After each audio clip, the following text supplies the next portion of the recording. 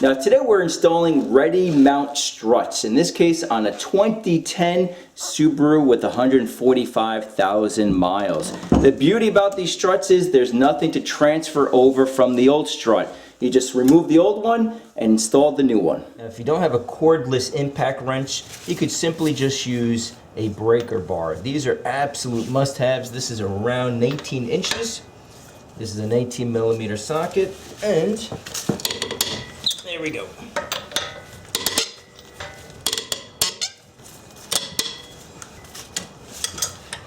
Now I'll be jacking up the vehicle from the front crossmember, which is right there, and of course we'll place the vehicle on jack stands.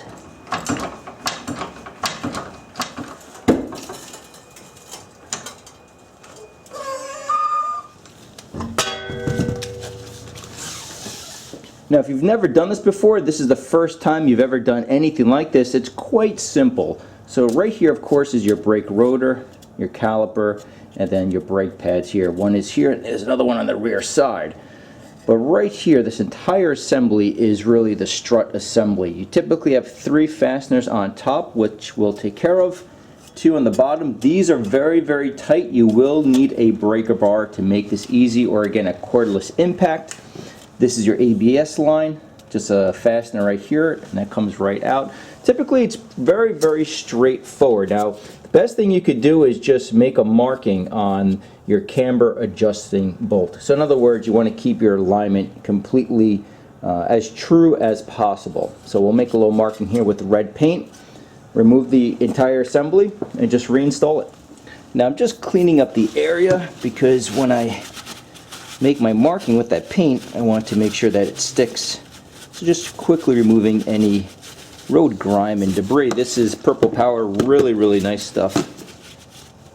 So I have some model paint and a Q-tip,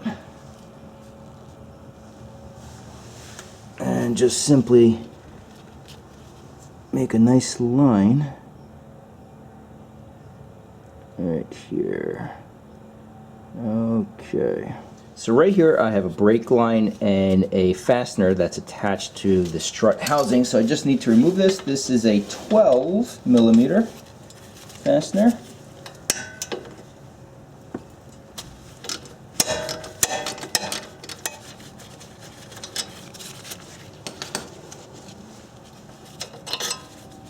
Okay. And then just insert the fastener back in its mount so you know where it is. And then coming over to the opposite end, we have the ABS wheel sensor, same size, 12 millimeter.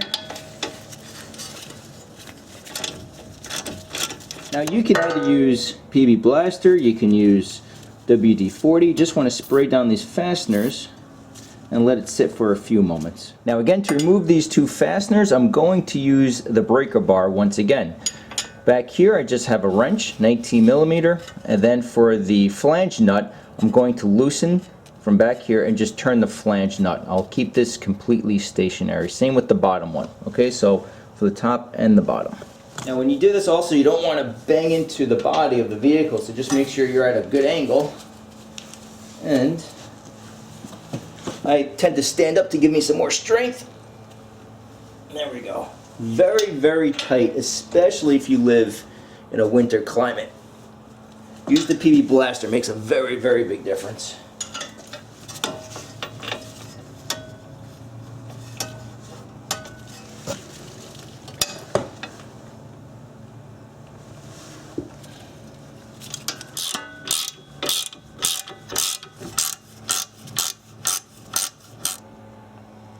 Now in the engine bay, we have 3 fasteners. Again, I'm going to spray these down with some PB Blaster.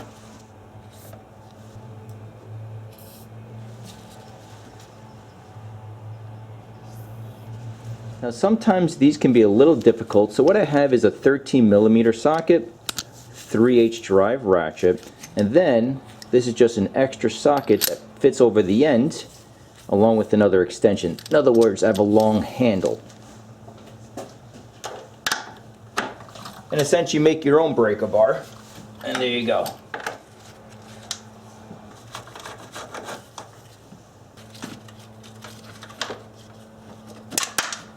Now, as you just saw, the fastener fell off in the engine bay. This is a must-have tool. It's just a very, very long magnet, really. So I can sort of see it right down there. There we go. And there we go. Okay. Now I'm just removing the two flange bolts. And I will just very slowly remove the strut from the vehicle. Now, if you have trouble removing the fasteners, just grab yourself a mallet. And there you go.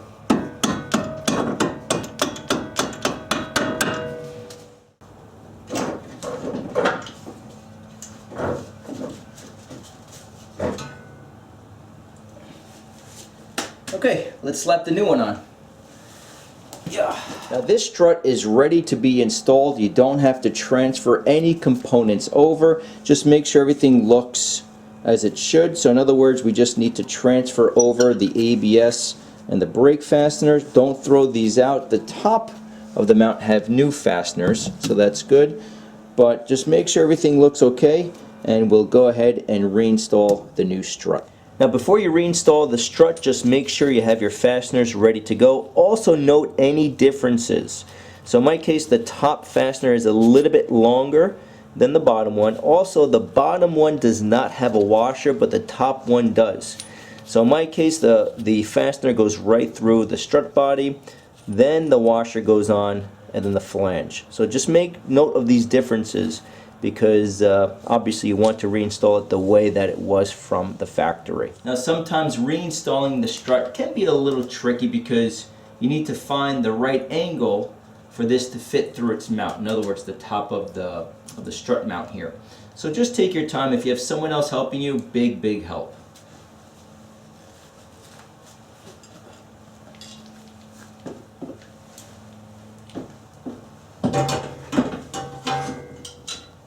Okay, so I'm just going to feed this through. As you can see, you have to find the right angle. That's no good. Let's try it again.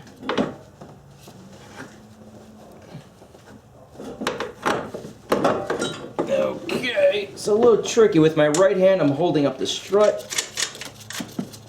Place the fasteners on.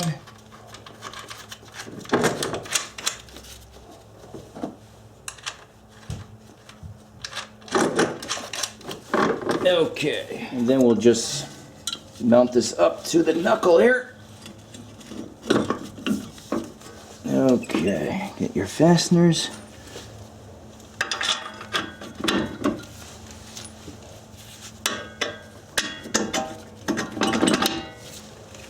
And again, the washer goes on the top one in my case.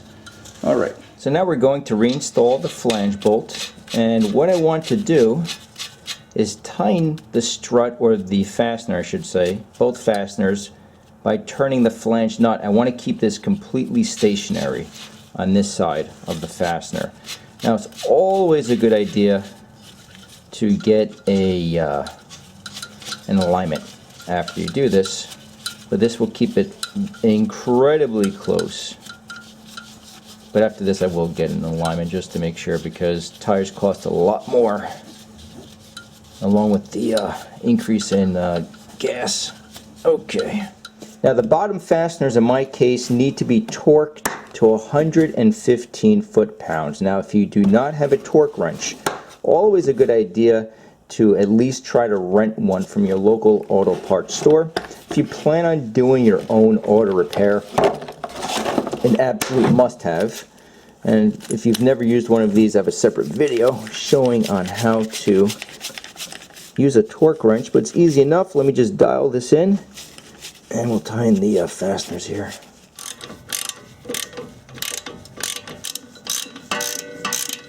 Now, if you've never used one of these before, when you hear the clicking sound, that means you've arrived at your setting. As you can see, I have all my weight, because 120 foot-pounds is a lot. There we go. Now these top mounts are not very tight, believe it or not, really around 15 foot-pounds. So just make it nice and tight.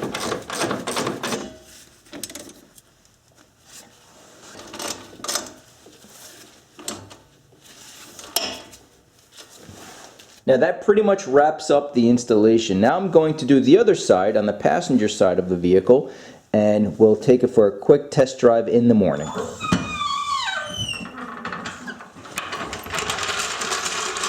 So here we are the next day. Unfortunately, it's raining and snowing outside, but that being said, once you reinstall the struts, you will notice that the vehicle is riding a little bit higher, and that's perfectly normal. It takes a couple days for the car to settle back down, or the vehicle to settle back down. Now, the other thing I like to do is once the vehicle is just stopped and you're stationary, just turn the wheel from lock to lock. You want to make sure you don't hear any abnormal noises. Make sure everything is butter smooth, as this one is, and then just take it for a test drive. Make sure again that everything is buttoned up the way it should be. So that's what I'm going to do right now, and we'll wrap it up. Now, that being said, on this vehicle we still have some more work to do, the lower control arms and polyurethane bushings. So that's to come in a few days. If you want to see that, please click that bell. Thank you for watching, and we'll see you next time.